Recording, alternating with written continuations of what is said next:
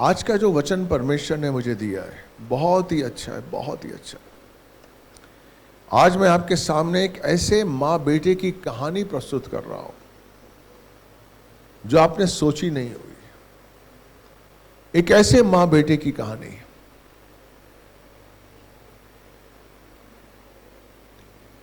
जो आपका जीवन बदल देगी। हालेलुया। मां, देखिए परमेश्वर आपको बच्चा क्यों देता है? बाइबल में लिखा हुआ है, भजन संहिता 127 का 3रा वचन अगर हम पढ़ेंगे, भजन संहिता 127 का 3रा पढ़िए।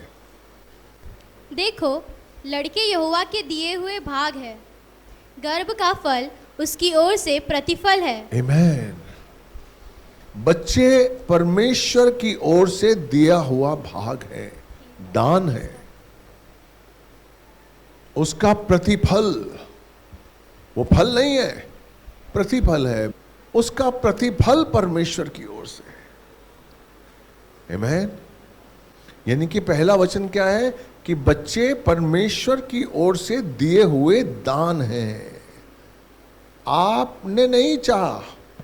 कई बार आपको लगता है कि हमने प्रोड्यूस किया है, हमने बच्चा पैदा किया है। नहीं, हम जब चाहे पैदा कर सकते हैं क्या? नहीं कर सकते। ये परमेश्वर है जो कृपा करता है, अनुग्रह करता है। लेकिन परमेश्वर हमें दान देता है, वो बच्चा दान देता है ताकि हमारे जीवन में प्रतिफल हो। हालेलुया।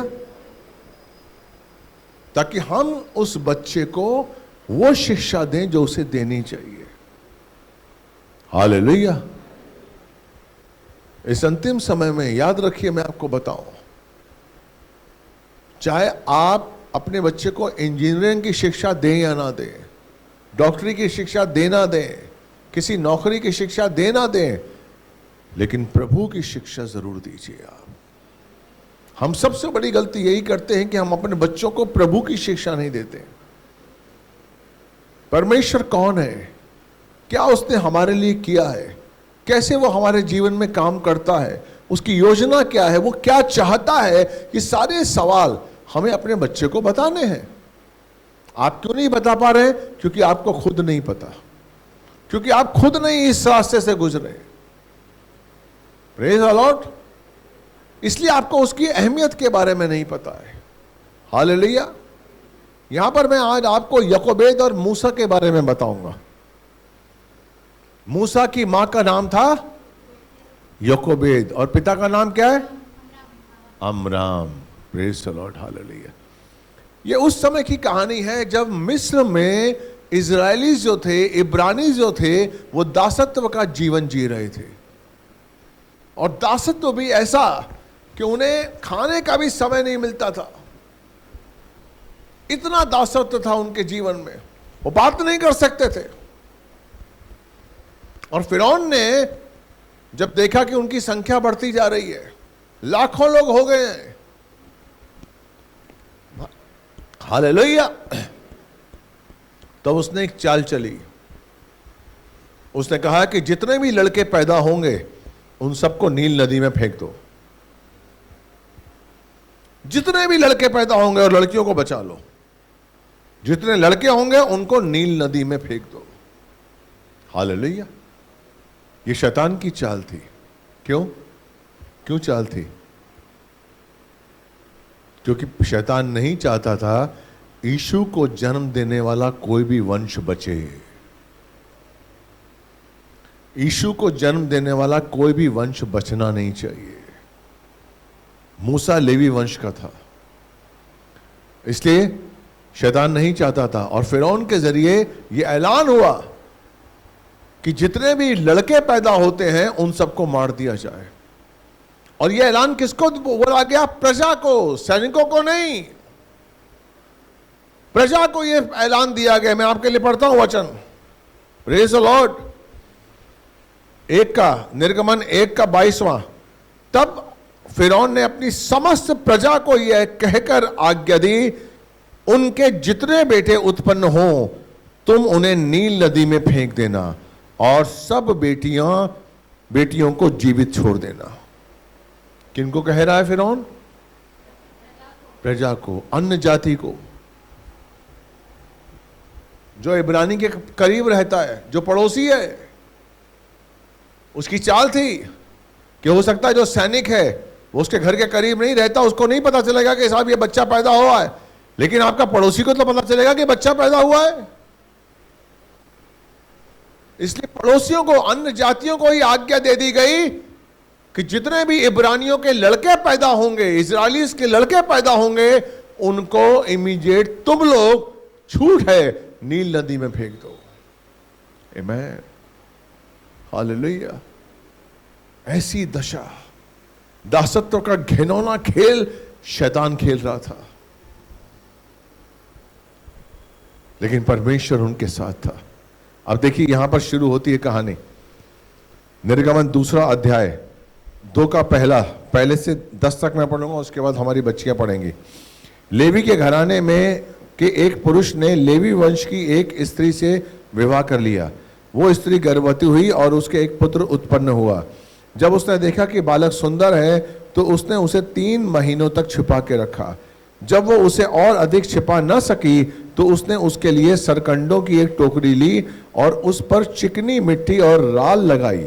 फिर वो उस बालक को उसमें रख कर नील नदी के किनारे सरकंडों के बीच छोड़ आई और बालक की बहन दूर खड़ी होकर देखती रही कि उसका क्या हाल होगा। तब फिरौन की बेटी नहाने के लिए अपनी सखियों के साथ टहलती हुई नील नदी के किनारे आई और उसने सरकंडों के बीच टोकरी को देखकर अपनी दासी को भेजा कि उसे उठा ले जाए। वो उसे उसके पास ले आई। जब उसने उसे खोला तो उस बच्चे को देखा और देखो वो बच्चा रो रहा था। उसने उस पर तरस खाकर कहा, यह बच्चा किसी इब्री का बच्चा, ये किसी इब्री का बच्चा यानी कि इब्रानी का बच्चा है। तब उस बच्चे की बहन ने फिरौन की बेटी से कहा, मैं जाकर इब्रानी स्त्रियों में से किसी दाई को तेरे लिए बुला लाऊं कि वो तेरे बच्चे को दूध पिलाए। फिरौन की बेटी ने उससे कहा, जा बुला ला। तब लड़की जाकर बालक की माता को बुला लाई। फिरौन की बेटी ने उससे कहा, तू इस बालक को ले जाकर मेरे लिए दूध पिलाकर और मैं तुझे मजदूरी दूंगी। तब उस स्त्री उस बालक को ले गई और दूध पिलाने लगी। जब बालक कुछ बड़ा हुआ तब वो उसे फिरौन की बेटी के पास ले आई और वो उसका पुत्र ठहरा और उसने ये कहकर उसका नाम मूसा रखा कि मैंने उसे पानी में से निकाला है। आमीन। अब देखिए ऐलान हो चुका है कि जो भी बच्चा होगा पैदा इब्रानियों का लड़का, उसको नील नदी में फेंक दिया जाएगा।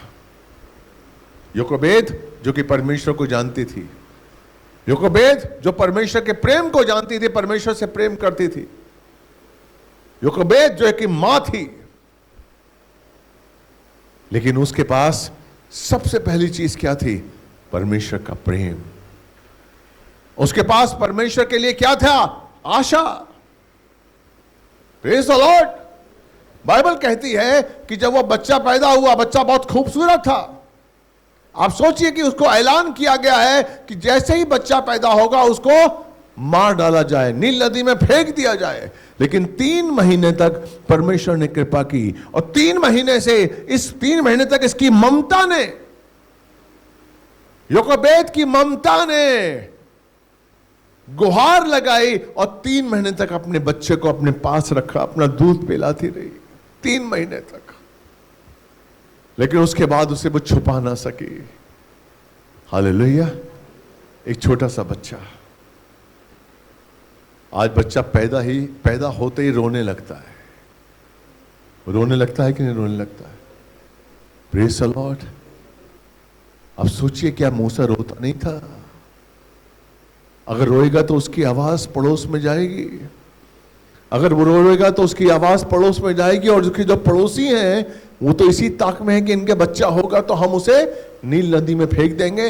दरोगा से भी पूछने की जरूरत नहीं है, फिरौन से पूछने की जरूरत नहीं है, ये आज्ञा थी पड़ोसियों को। लेकिन परमेश्वर योकोबेद के साथ था, परमेश्वर एक मां के साथ था। हालेलुया। 3 महीने तक वो बच्चा उसके साथ रहा, उसको दूध पिलाया उसने, और 3 महीने के बाद जब उसको संभाल नहीं सकी, आप देखिए, वो जानती थी कि उसकी मौत निश्चित है, लेकिन योकोबेद के पास आशा थी।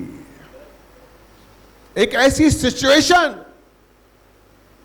हर तरफ मौत ही मौत, दासत्व का जीवन, सन्नाटा हर तरफ, औरों के बच्चे भी हो रहे होंगे, औरों के बच्चे मर रहे होंगे, चीख चिल्लाहट, रोना होगा वहां पर, लेकिन उस रोने में, उस परीक्षा में, उस सताव में उसने अपनी आशा नहीं छोड़ी। आमीन। वो मां थी, उसके पास आशा थी कि मेरा परमेश्वर मेरे बच्चे की रक्षा करेगा, मेरा परमेश्वर मेरे बच्चे को जीवन देगा, मेरा परमेश्वर उसको जीवित रखेगा। वो आशा थी उसके पास, इसलिए उसने सरकंडे की टोकरी बनाई। यूं ही नहीं फेंका, सरकंडे की टोकरी बनाई और उसके आगे पीछे राल लगाई। राल, राल पता क्या होती है? डामर। आगे पीछे राल, ये लहू को दर्शाता है। आगे पीछे ऊपर नीचे राल लगाई ताकि अंदर का, बाहर का पानी अंदर ना आए। आमीन। और उस टोकरी को बंद करके उसने नील नदी में फेंक दिया। नील नदी में उसने उस टोकरी को डाल दिया। Praise the Lord, hallelujah. ध्यान दीजिए इस चीज का, ये बहुत अच्छी बात है। यहां पर देखिए, फिर वो उस बालक को उसमें रखकर नील नदी के किनारे सरकंडों के बीच छोड़ आई। उसने फेंका नहीं है, छोड़ आई। आमीन। छोड़ने में मिलने की आशा है। जब आप किसी को छोड़ते हैं तो आशा रखते हैं कि मिलेंगे। उसने फेंका नहीं। हेलो, यहां शब्द फेंकना नहीं है, यहां शब्द लिखा हुआ है छोड़ आई। हालेलुया। और उसकी बहन मरियम उसके साथ साथ थी। Praise the Lord. आप देखिए परमेश्वर की अद्भुत कृपा कि वो टोकरी जो थी, सरकंडे की टोकरी, वो आहिस्ता आहिस्ता नील नदी में आगे जा रही थी और मरियम उसे देख रही थी। सामने से फिरौन की बेटी आ रही थी।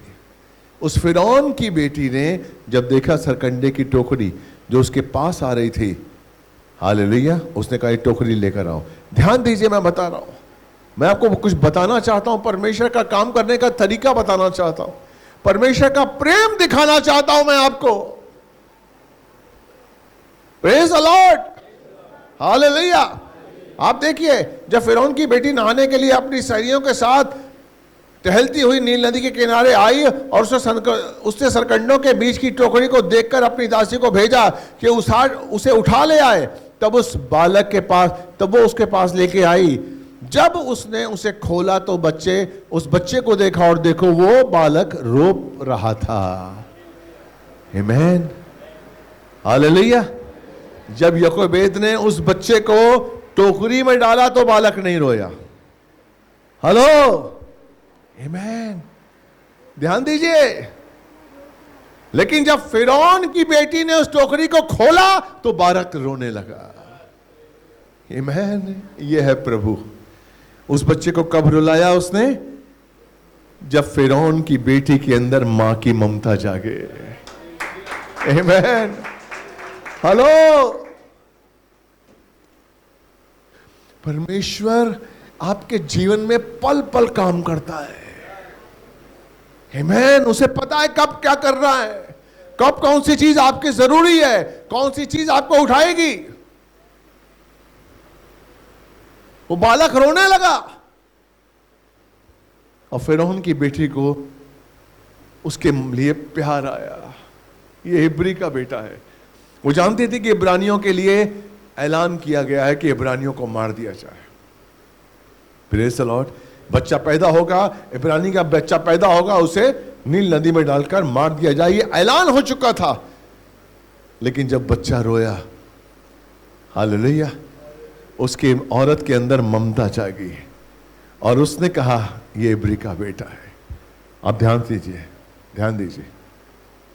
देखिए परमेश्वर की कृपा।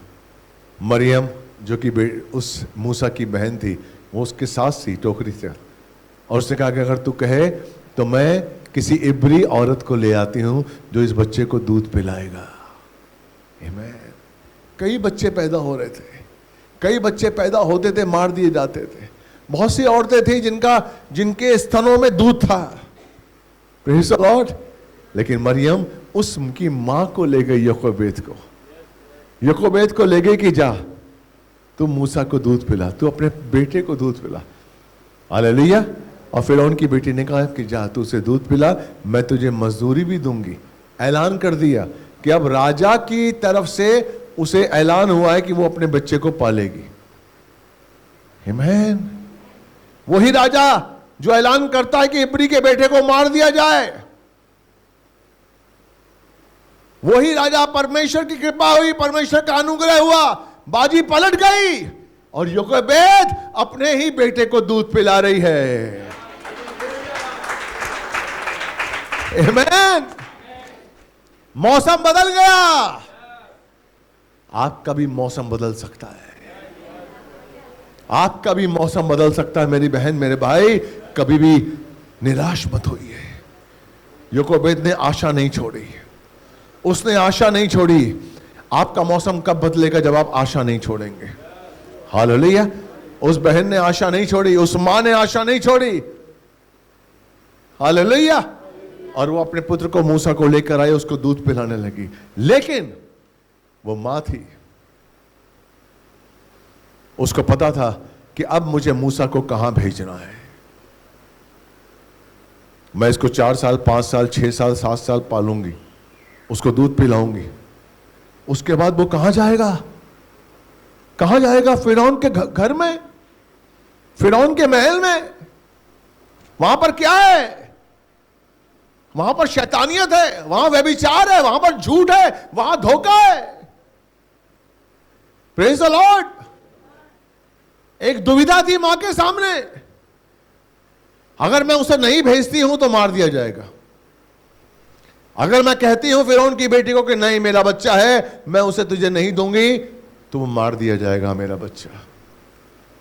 लेकिन अगर मैं उसे 5 साल, 6 साल, 7 साल के बाद अपना दूध पिलाते हुए उसकी परवरिश कर कर अगर उस महल में भेजूंगी, तो मैं जानती हूं कि वो जीवन भी उसके लिए कोई जीवन नहीं है, क्योंकि वो महल नहीं है, शैतान का घर है, जिसमें इमोशन नहीं है, जिसमें प्रेम नहीं है, जहां नफरत है, जहां व्यभिचार है, जहां अन्याय है। Praise the Lord. आप मेरी बात समझ रही हैं? जिस तरह योकोबेद के अंदर एक चिंता थी कि अपने बेटे को मैं 4 साल के बाद, 5 साल के बाद, 6 साल के बाद उस जगह भेजूंगी, उस महल में भेजूंगी जहां पर व्यभिचार है, जहां पर धोखा है, जहां पर अन्याय है, जहां पर नफरत है, जहां पर शैतान है। Praise the Lord.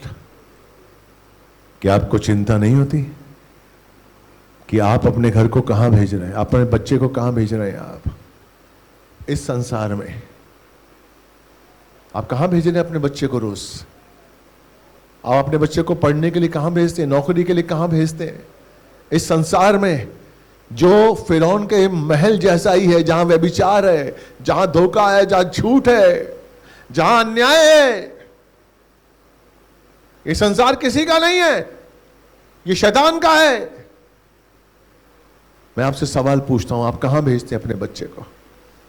योकोबेद मूसा को वहां भेजने से डर रही थी कि मैं अपने बच्चे को कहां भेजूंगी? महल में। इससे अच्छा तो मेरा बच्चा उस जीवन को पाने का क्या मकसद हुआ जहां पर दरिंदगी है, जहां शैतान है, वो जानती है। Praise the Lord. हालेलुया। लेकिन योकोबेद उसने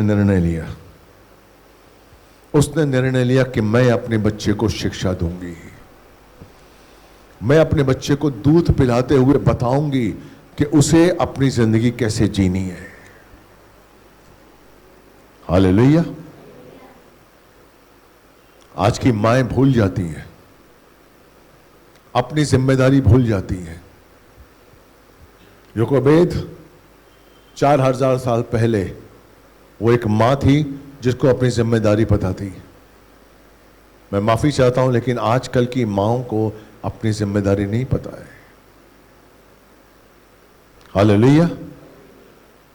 हमें अपने बच्चों को वो शिक्षा देनी है जो उसे देनी चाहिए। Praise the Lord. योकोबेद ने समझ लिया, नीति वचन 22:6 निकालिए। योकोबेद ने समझ लिया कि मुझे अब अपने बच्चे को वो शिक्षा देनी है जिस शिक्षा के जरिए मैं अपने आप को बचा पाऊं, मैं अपने बच्चे को बचा पाऊं। मेरा बच्चा उस वातावरण में शैतान के चंगुल में ना जाए। Praise the Lord. मेरा बच्चा सुरक्षित रहे। वचन कहता है, बाइबल कहती है कि हमें बच्चे का प्रशिक्षण कैसे करना चाहिए। नीति वचन 22:6। लड़के को उसी मार्ग की शिक्षा दे जिसमें उसको चलना चाहिए, और वह बुढ़ापे में भी उससे न हटेगा। बच्चे को, अपने बच्चे को उसी मार्ग की शिक्षा देनी चाहिए जो बुढ़ापे में उसे काम करना है। और अगर अपने बच्चे के अपने बचपन में आपने वो शिक्षा दे दी तो बुढ़ापे में भी वो उसी काम को करेगा। हालेलुया। लेकिन आपको पता ही नहीं कि आप किस मार्ग की शिक्षा दें, क्योंकि वो मार्ग आप ही नहीं जानते। हालेलुया। वो मार्ग आप ही नहीं जानते। वो मार्ग है सिर्फ प्रभु का। वही जीवन देगा और वही ज्योति दे सकता है, वही सुरक्षा दे सकता है। यीशु का ज्ञान जो है वो हमारे अंदर अंधकार की शक्तियों को दूर कर सकता है। यीशु का जो ज्ञान है वो हमें हर लड़ाई लड़ने से बलवंत कर सकता है। यीशु का ज्ञान। Hallelujah. Praise the Lord. Jochebed ने सोचा और अपने बच्चे को शिक्षा दी कि मैं अपने बच्चे को वो शिक्षा दूंगी जिससे उस महल में रहते हुए भी वो बच्चा प्रभु का रहेगा। पहला उसने क्या कहा? 3 बातें उसने अपने बच्चे को सिखाई। पहला कि तू कभी मत भूलना कि तू इब्रानी है। हालेलुया। क्या उसने बोला? तू कभी ना भूलना कि तू इब्रानी है। हालेलुया। आज हमें अपने बच्चे को शिक्षा देनी है कि तू कभी ना भूलना कि तू एक मसीह है।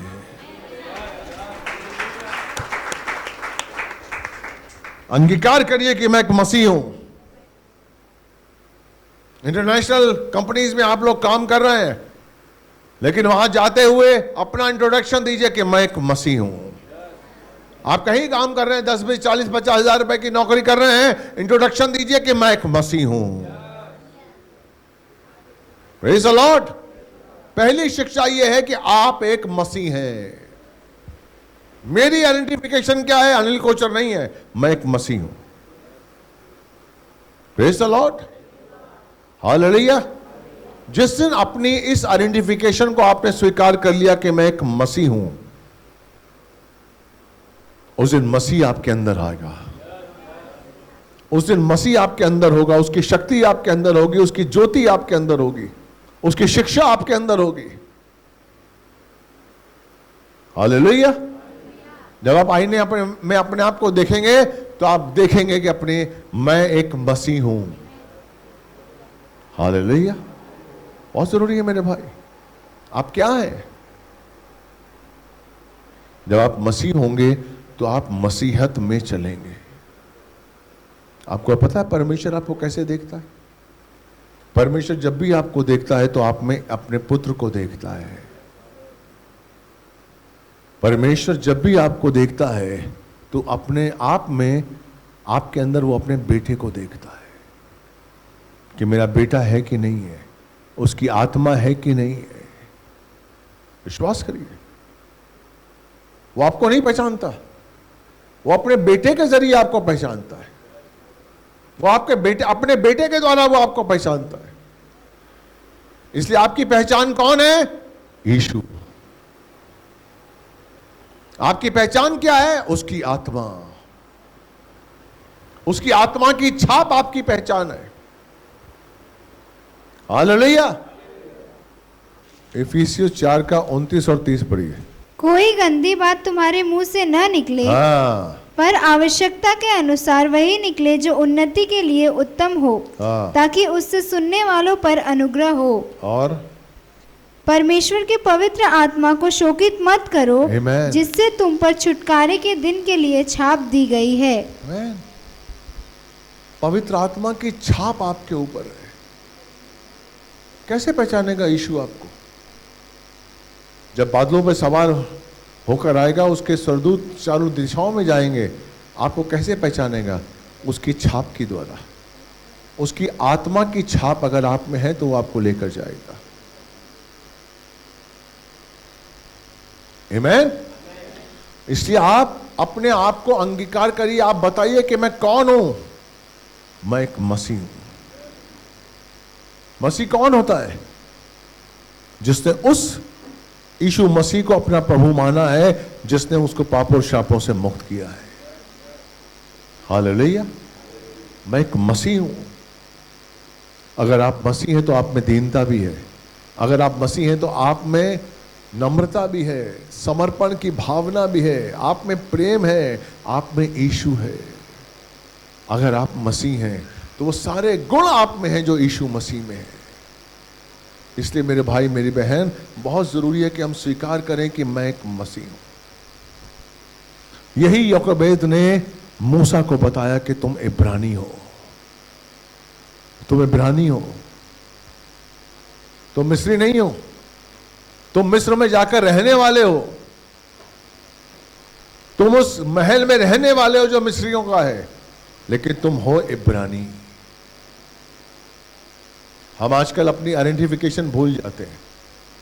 जब हम संसार में जाते हैं, जब हम धंधा करते हैं या नौकरी करते हैं, तो हम संसार की बोली बोलने लगते हैं।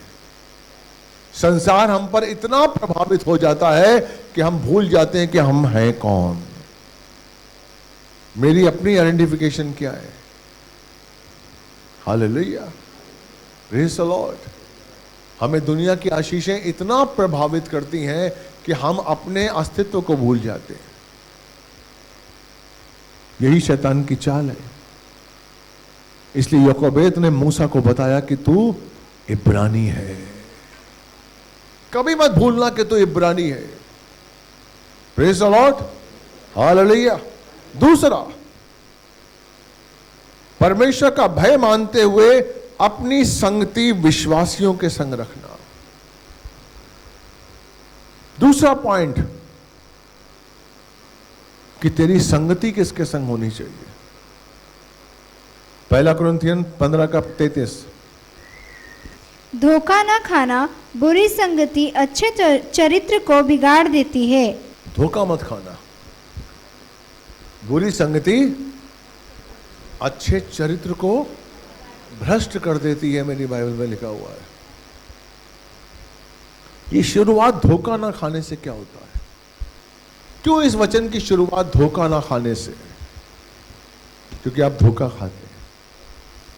आप जिससे संगति करते हैं, आप कहते हैं अरे ये तो मेरा यार बचपन से मेरा दोस्त है, आज ये प्रभु को नहीं मानता तो क्या हुआ, हम लोग साथ में पढ़े यार, 15 साल से हम एक दूसरे को जानते, अरे 20 साल से हम एक दूसरे को जानते, अरे ये मेरा रिश्तेदार है। धोखा ना खाना। आमीन। अच्छी बुरी संगति अच्छे चरित्र को भ्रष्ट कर देती है, क्योंकि आप धोखा खाते हैं।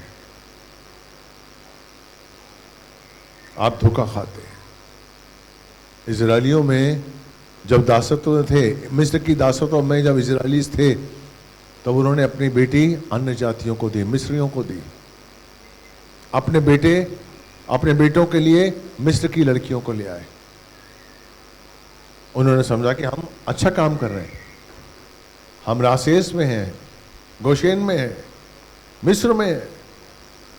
हालेलुया। लेकिन उन्हें नहीं पता था कि वो जो मिली जुली भीड़ है, वो जो मिले जुले उनके रिश्तेदार हैं, वो उन्हें आगे नहीं बढ़ने देंगे। और बाइबल बताती है कि जब वो लाल समुद्र पार करके आए और सनी जंगल में जब वो रहने लगे, तब वहां पर कौन कुड़कुड़ा रहा था? वो मिली जुली भीड़, वो उनके रिश्तेदार जिनकी बेटियों को उसने उनके लड़कों को अपनी बेटी दी थी, उनके बेटों के लिए अपनी बच्ची दी थी, वही उनको कुड़कुड़ा रहे थे। वही कह रहे थे हम कहां पर आ गए, कितना मन्ना खा रहे हैं हम लोग, यहां मछली नहीं है, मछली के बीज नहीं है, मांस नहीं है। Praise the Lord. वही लोग बोल रहे थे जो मिली जुली भीड़ थी। धोखा ना खाना। इस अंतिम समय में शैतान किसी के भी द्वारा आपके जीवन में काम कर सकता है। अगर वो प्रभु में नहीं है, आपका दोस्त, आपका साथी, आपकी बहन, आपकी माता, आपकी पत्नी, आपका पति, तो शैतान किसी के द्वारा भी आपके जीवन में काम कर सकता है। शैतान कैसे भी हो आपको प्रभु से अलग कर सके, कोशिश पूरी करेगा, पूरी कोशिश करेगा कि आपको परमेश्वर से दूर कर दे। हालेलुया।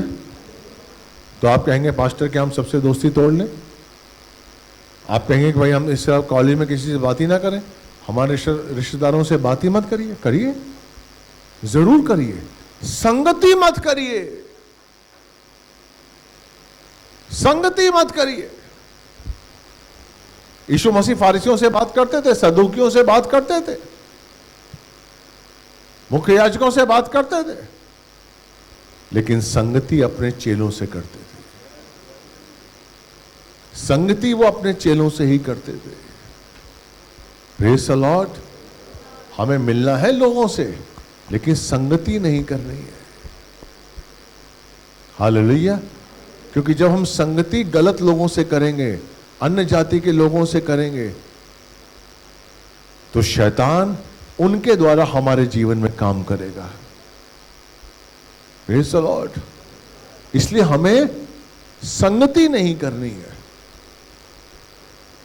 और इसीलिए बाइबल कहती है कि धोखा मत खाओ। Praise the Lord. इसलिए वो कहती है कि मसीह में एक हो जाओ। तुम्हें मसीह में स्वतंत्रता के लिए स्वतंत्र चुना है। हालेलुया। गलतियों 5:1। मसीह ने स्वतंत्रता के लिए हमें स्वतंत्र किया है, अतः इसी में स्थिर रहो और दासत्व के जुए में फिर से न जुतो। आमीन। हम दासत्व के जुए में थे, हमें परमेश्वर ने, हमें यीशु ने, मसीह ने स्वतंत्रता के लिए स्वतंत्र किया है, ना कि दासत्व में जुतने के लिए स्वतंत्र किया है। आप आजाद होने के बाद भी फिर दासत्व में चले गए। परमेश्वर ने आपको आजाद किया, लेकिन आपकी जो संगति है इतनी गलत है कि आपको फिर से वो दासत्व में लेके जा रही है। यीशु मसीह ने आपको स्वतंत्रता के लिए स्वतंत्र किया है। Praise the Lord. ताकि आप दासत्व के जुए में ना जुतें। इसलिए यहोशू 1:8 में लिखा हुआ है उसने। Praise the Lord. यहोशू 1:8। व्यवस्था की यह पुस्तक तेरे चित्त से कभी न उतरने पाए। व्यवस्था की यह पुस्तक, ये बाइबल, ये वचन तेरे चित्त से, तेरे मन से कभी ना उतरने पाए। हालेलुया। पढ़िए बेटा। इसी में दिन रात ध्यान दिए रहना, हाँ, इसीलिए कि जो कुछ उसमें लिखा है उसके अनुसार करने की तू चौकसी करे, क्योंकि ऐसा ही करने से तेरे सब काम सफल होंगे और तू प्रभावशाली होगा। इसीलिए दिन रात, दोबारा पढ़िए बेटा। व्यवस्था की यह पुस्तक तेरे चित्त से कभी न उतरने पाए, इसी में दिन रात ध्यान दिए रहना। इसी में दिन रात ध्यान दिए रहना। दिन रात इसी में ध्यान देना। आपको लगेगा मजाक है, ध्यान दीजिए। आप उन बातों में ध्यान देते हैं जो उचित नहीं है आपके लिए, ठीक है, आपको सरवाइव करने के लिए जिंदगी में चलेंगी। Praise the Lord. मुझे बताइए, जब आप पढ़ाई करते हैं, आपने ग्रेजुएशन की पढ़ाई की, कितनों ने ग्रेजुएशन किया है यहाँ पर? आपको पता लास्ट बुक बीए की बुक क्या है? बुक का नाम क्या है? नहीं पता। हम सिर्फ पढ़ाई करते हैं पास होने के लिए, उसके बाद हम भूल जाते हैं। पढ़ाई की, डिग्री ली, नौकरी ली, भूल गए, आप आगे बढ़ गए। दिन रात व्यवस्था की उस पुस्तक में मनन करिए आप, क्योंकि परमेश्वर नहीं चाहता कि इसको आप भूलें, क्योंकि यही है वो बुक, यही है वो वचन जो आपको ज्योति देगा, यही है जो आपको रास्ता दिखाएगा। वो बड़ी बड़ी फिलोसॉफिकल की जो बुक्स होती है, इकोनॉमिकल की बुक्स होती हैं, वो आपको रास्ता नहीं दिखाएंगे, आपको नौकरी देंगे। यहाँ बस नौकरी दे सकती हैं आपको, वो रास्ता नहीं दिखा सकते। आपको रास्ता दिखाने के लिए यही बुक है, और कोई बुक नहीं है। संसार की बुक में से एक यही है बाइबल, जो आपको रास्ता दिखाएगी, जो आपको बताएगी कि आपको कहां जाना है, क्या करना चाहिए आपको। जीवन की हर परीक्षाओं से गुजरना यह बुक आपको बताएगी। इसलिए उसमें लिखा हुआ है कि इसमें दिन रात ध्यान दिया करना, इसीलिए कि जो कुछ इसमें लिखा है उसके अनुसार तू चलने की चौकसी करे।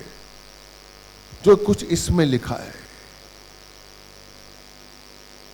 उसी के अनुसार चलने की चौकसी कर।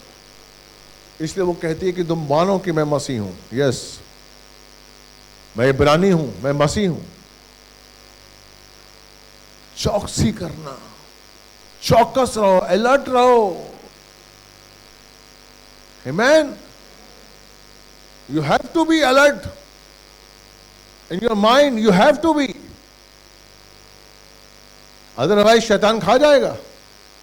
अगर यीशु मसीह अलर्ट नहीं होते उपवास के दिनों में, तो शैतान को जवाब नहीं दे पाते। शैतान ने पूछा था, है यदि तू परमेश्वर का पुत्र है तो इस पत्थर को बोल कि रोटी बन जाए। यीशु मसीह ने क्या कहा? लिखा है, इंसान सिर्फ पत्थर से ही नहीं लेकिन परमेश्वर के, पर रोटी से नहीं लेकिन परमेश्वर के मुख से निकले हुए वचन से जीवित रहेगा। लिखा है, क्योंकि उन्होंने पढ़ा है। कहां लिखा है? इस पुस्तक में लिखा है। इस पुस्तक को मनन करिए आप दिन रात। आप चाहे बिजनेस करते हो, चाहे सर्विस करते हो, मुझे नहीं पता, लेकिन इस वचन को, इस पुस्तक को मनन करते रहिए। आपका बिजनेस अद्भुत तरीके से चलेगा। मैं आपको सच कह रहा हूं, ऐसी बुद्धि परमेश्वर देगा आपको बिजनेस चलाने में, अपनी नौकरी चलाने में, अपने जीवन को चलाने में, अगर आप इस वचन को सही तरीके से समझेंगे, सही तरीके से समझेंगे। यहां पर हमारे बिजनेसमैन बहुत कम है भाई, नहीं तो मैं एक दिन क्लास लूं कि बिजनेस कैसे किया जाता है। इसी में पॉइंट्स है। मैं आपको बताऊं कि साहब बिजनेस में कैसे चल सकता है वचन के द्वारा। Hallelujah, praise the Lord. इसलिए लिखा हुआ है चौकसी कर, क्योंकि ऐसा ही करने से तेरे सब काम सफल होंगे और तू प्रभावशाली होगा। सब काम तेरे सफल होंगे सिर्फ ऐसा करने से। Praise the Lord, hallelujah. इसलिए उसने कहा कि तुम याद रखो हमेशा कि तुम एक मसीह हो। दूसरा कि तुम ऐसी संगति करो, तुम्हारी संगति विश्वासियों के संग होनी चाहिए। प्रेज़ द लॉर्ड, हालेलुया, आमेन। देखिए सबोपदेशक 12:1 क्या कहता है? क्यों हमें अपने बच्चों को वो शिक्षा देनी चाहिए जो कि उसकी नींव को, उसके जीवन के आधार को बना दे। बढ़िए, सबोपदेशक 12:1। अपनी जवानी के दिनों में अपने सृजनहार को स्मरण रख, इससे पहले कि विपत्ति के दिन और वे वर्ष आए जिनमें तू कहे कि मेरा मन इनमें नहीं लगता। आमेन। अपनी जवानी के दिनों में तू सृजनहार को याद रख।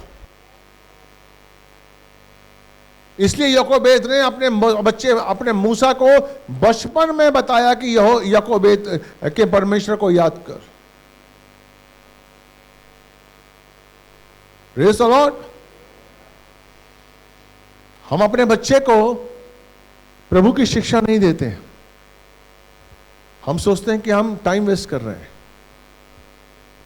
इसलिए जब बच्चा बड़ा हो जाता है और वो अपने कुछ ऐसे दोस्त ढूंढ लेता है तो गलत जो दोस्त, उस समय आप टेंशन में आ जाते हैं कि बच्चा रात को 10 बजे क्यों आ रहा है, 11 बजे क्यों आ रहा है मेरा बच्चा, कहीं गलत संगति तो नहीं पड़ गई है, कहीं गलत लोगों से तो नहीं मिल गया। आप क्यों डर रहे हैं? क्योंकि आपने बचपन में उसे प्रभु के बारे में बताया नहीं। अगर आपने बचपन में उसे यीशु के बारे में बताया होता, वो शिक्षा दी होती जो यीशु की है, तो आपको डरने की जरूरत नहीं थी।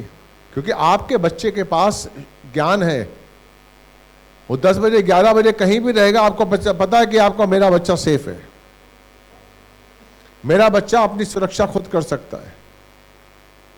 आमीन।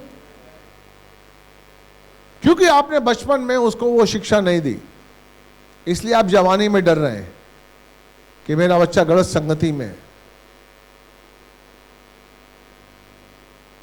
और आप दोष देते हैं सर्कमस्टांसेस को, आप दोष देते हैं बच्चे को। मैं आपको बताऊं, सही मान में दोषी कौन है पता है आपको? मां खुद। मां खुद दोषी है, क्योंकि उसका काम था अपने बच्चे को सही शिक्षा देनी जब बच्चा उसके कंट्रोल में था। जब बच्चा आपके कंट्रोल में था, आपकी ड्यूटी थी कि आप अपने बच्चे को सही शिक्षा दें। वो वक्त आपने गंवा दिया। आप नहीं दे रहे, आपने नहीं दी शिक्षा अपने बच्चे को जब उसको जरूरत थी, जब वो आपके कंट्रोल में था, जब वो सुन सकता था।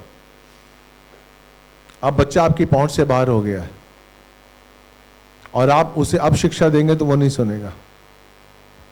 एक समय होता है जब बच्चा आपके साथ होता है। याकूब ने मूसा को कब शिक्षा दी? जब वो 3 साल का था, 4 साल का था, 5 साल का था। बाइबल क्या कहती है? बच्चे को उसकी शिक्षा उस समय दो जब वो सुन सकता है, जब वो सुनने के योग्य है। Praise the Lord. इसलिए 127 के 3 में क्या लिखा हुआ? बच्चे परमेश्वर की ओर से दिया हुआ दान है और ये आपका प्रतिफल है। इसी में ज्ञान है, बाइबल में ही ज्ञान है। अगर आप बाइबल के अनुसार अपने जीवन को चलाएंगे, मैं आपको कह रहा हूं, सफलता का आशीष आपके जीवन में बना रहेगा। Praise the Lord, hallelujah. फिर याकूब ने बताया कि तुझे किस तरीके से संसार में जाना चाहिए। हालेलुया। किस तरीके से? इफिसियों 6 का 12, इफिसियों 6 का 13 से 18। इसलिए परमेश्वर के सारे हथियार बांध लो कि तुम बुरे दिन में सामना कर सको और सब कुछ पूरा करके स्थिर रह सको।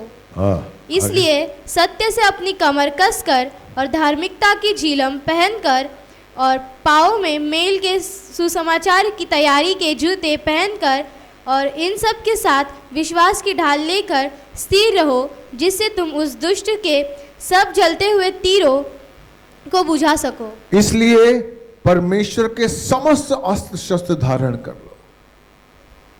वो अस्त्र शस्त्र धारण करिए और आप संसार में जाइए जो आपको संभाल सके। Praise the Lord. उसमें पहला लिखा हुआ है, अतः सत्य में से अपनी कमर को कस लो। सत्य से अपनी कमर कैसे कैसे कसी जाती है? सत्य से अपनी कमर को कसना। आपको सत्य के साथ ही चलना है। आप चाहे बिजनेस कर रहे हैं, चाहे कुछ भी कर रहे हैं, सच बोलिए। आप चाहे नौकरी कर रहे हैं, सच बोलिए। आप कहेंगे मैं बिजनेस कर रहा हूं, थोड़ा बहुत झूठ बोलना लगेगा, थोड़ा झूठ मन में आता है, बोलना ही पड़ता है। नो। अगर आप संसार में विजयी होना चाहते हैं, सत्य को अपनी कमर से बांधिए।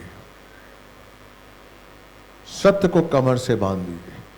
आपका जीवन का आधार सत्य होना चाहिए। घर में सत्य, बाहर सत्य, कहीं भी जाए सत्य। जो आप मुंह से बोल रहे हैं वो सत्य होना चाहिए। हालेलुया। नंबर 2, धार्मिकता की झिलम पहनकर। हालेलुया। धार्मिकता की झिलम। झिलम कहां पहनी जाती है? सामने। हालेलुया। हालेलुया। जो सैनिक होते हैं, आपने देखा होगा कि शील्ड आगे होती है, यहां पर कवर करते हैं अपने आप को, कवच पहनते हैं ना यहां पर। हालेलुया। पीठ पे क्यों नहीं पहनते? यहां है आपका दिल। हालेलुया। इसको कवर करना, यहां हार्ट है आपको।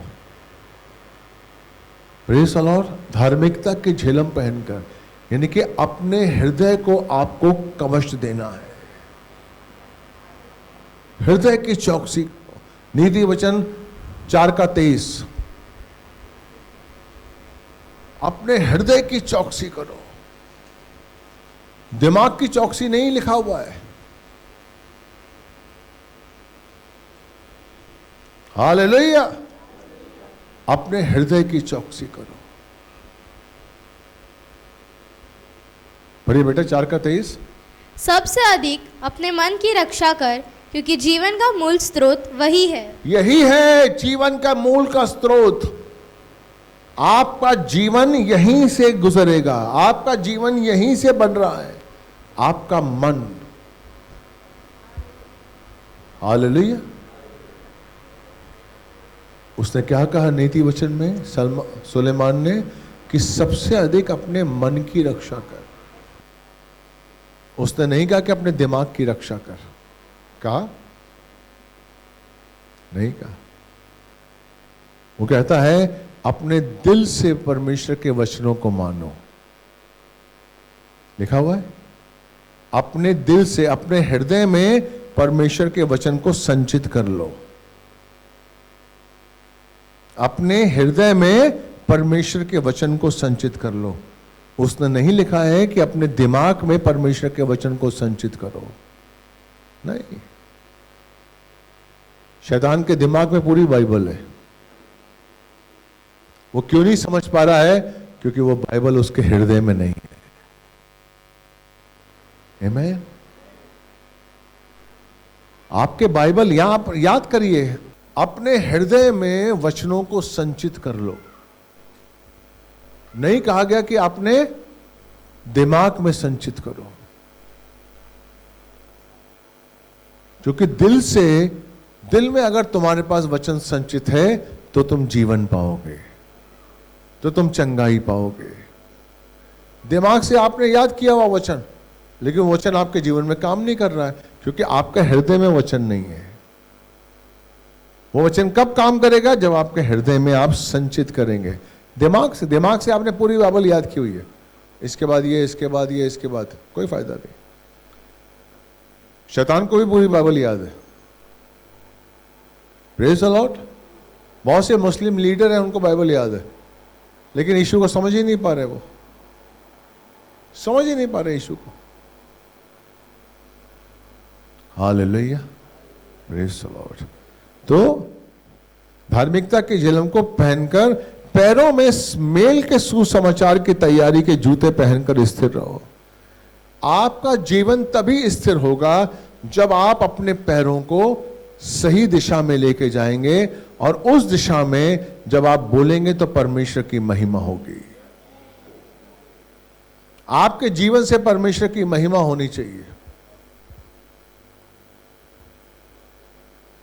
क्यों? क्योंकि आप मसीह हैं। आपने अंगीकार किया कि मैं एक मसीह हूं। हालेलुया। मैं एक मसीह हूं।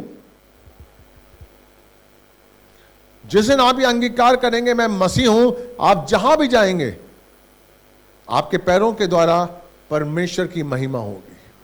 और जब परमेश्वर की महिमा होगी, जिस जूतों को आप पहनकर निकलेंगे आपके मुंह के द्वारा, तो आपका जीवन स्थिर रहेगा। आपका जीवन स्थिर रहेगा। हालेलुया। इसके अतिरिक्त विश्वास की ढाल लिए रहो, जिससे तुम उस दुष्ट के समस्त अग्नि बाणों को बुझा सको। जो अग्नि बाण आएंगे, देखिए हमें कुछ नहीं करना। बाइबल में नहीं लिखा हुआ कि हमें लड़ाई करनी है। जो अग्नि बाण वो फेंक रहा है, हमें उसको बुझाना है। हमारा युद्ध किससे है? आकाश अंधकार की शक्तियों से है, मांस और लहू से नहीं है। हालेलुया। इसलिए हमें विश्वास की ढाल को लेना है। विश्वास, इसलिए विश्वास की ढाल को लेना है हमें। विश्वास की ढाल को लीजिए, परमेश्वर आपके साथ है। हालेलुया। और प्रत्येक विनती और निवेदन सहित पवित्र आत्मा में निरंतर प्रार्थना करते रहो। निरंतर। पहला थिस्सलुनीकियों 5:17-19। निरंतर प्रार्थना करते रहो, निरंतर। आप कहेंगे पास्टर मैं निरंतर प्रार्थना करूंगा तो काम कैसे करूंगा? आप निरंतर सांस लेते, काम करते करते सांस रोकते हैं आप? सांस तो चल रही है ना। प्रार्थना सांस है। जिस दिन आपने अपनी प्रार्थना को अपना जीवन बना लिया, हालेलुया, प्रेज़ द लॉर्ड, मैं आपसे बात कर रहा हूं और अंदर ही अंदर परमेश्वर की महिमा कर रहा हूं। आमीन। निरंतर प्रार्थना करिए, निरंतर। क्यों करनी है निरंतर प्रार्थना? क्योंकि कोई भी गलत विचार मेरे अंदर ना आए और ना मेरे मन को दूषित करे। Praise the Lord, hallelujah. विश्वास करिए। बताइए, पहला थिस्सलुनीकियों 5:17-19। निरंतर प्रार्थना में लगे रहो, हर बात में धन्यवाद करो, क्योंकि तुम्हारे लिए मसीह यीशु में परमेश्वर की इच्छा यही है। आत्मा को न बुझाओ। आत्मा को न बुझाओ। अगर हम निरंतर प्रार्थना नहीं करते हैं तो हम आत्मा को दूषित करते हैं, हम आत्मा को निराश करते हैं। आत्मा का भोजन क्या है? आप सुबह से शाम तक खाना खाते हैं, दिन में 3-4 टाइम भी खाते हैं। आत्मा को क्या, कैसे भोजन देते हैं आप? आत्मा का भोजन क्या है? प्रार्थना। आत्मा को प्रबल करिए, आत्मा को प्रबल करिए, तब गलत चीजें आपके अंदर नहीं जाएंगी। हालेलुया। हमें इस संसार में जाने के लिए अपने को और अपने बच्चों को सक्षम करना है। इसलिए अस्त्र शस्त्र पहन के जाएं आपके बच्चे। कहीं भी जा रहे हैं, सत्य को अपनी कमर से बांधे रहो। सत्य, चाहे आप कहीं भी काम कर रहे हैं, नौकरी के डर से, इंक्रीमेंट के डर से आप झूठ बोल रहे हैं, गलत है। 2-4 लाख रुपए आपके आ रहे हैं, आप झूठ बोल रहे हैं, गलत है। अगर आप असत्य को अपना रहे हैं तो आप सत्य का आशीष नहीं पाएंगे। Praise the Lord. इसलिए सत्य को अपनी कमर से बांधिए, धार्मिकता की झिलम पहनिए, पैरों में सुसमाचार के जूते पहनिए, विश्वास की ढाल उठाइए, आत्मा को ना बुझाइए, आत्मा से परमेश्वर के वचन को बोलिए। Praise the Lord, praise the Lord. आत्मा से परमेश्वर के वचन को बोलिए। जब हम आत्मा से परमेश्वर के वचन को बोलेंगे, मेरे भाई मेरी बहन, आपकी आत्मा प्रबल होगी। आपकी आत्मा आपको बुद्धि देगी, आपकी आत्मा आपके विवेक को शुद्ध करेगी। Praise the Lord, hallelujah. इसलिए याकूब ने 3 चीजें मूसा को शिक्षा दी कि तू इब्रानी है। और जब मूसा बड़ा हुआ, राजमहल में रह रहा था, जब 2 लोग लड़ रहे थे, इब्रानी और मिस्री लड़ रहे थे, उसने मिस्री को मार दिया। क्यों? क्योंकि वो इब्रानियों से प्यार करता था। कहाँ रह रहा था? मिस्र में, उस महल में जहां मिस्री थे, लेकिन प्यार उसने किससे किया? इब्रानी से। क्यों? क्योंकि मां ने शिक्षा दी थी। हालेलुया। उसने गलत संगति नहीं की और संसार के सामने नहीं झुका। जैसे ही फिरौन को पता लगा कि मूसा कौन है, उसने मारने की कोशिश की, संसार के पास थे। मां ने कहा था संसार से उम्मीद मत करना कुछ भी मिलने की। हम संसार से उम्मीद ना करें, परमेश्वर आपको देगा। आप संसार से उम्मीद मत करिए कि संसार आपको बहुत कुछ दे देगा। नो, क्योंकि शैतान आपके खिलाफ है, इसलिए संसार आपको हमेशा आपके विरुद्ध होगा। याद रखिएगा, परमेश्वर की उपस्थिति में हमेशा बने रहिए, आत्मा में बने रहिए, प्रार्थना में बने रहिए। मैं विश्वास करता हूं आज का वचन आपको अच्छा लगा हो। Hallelujah, praise the Lord.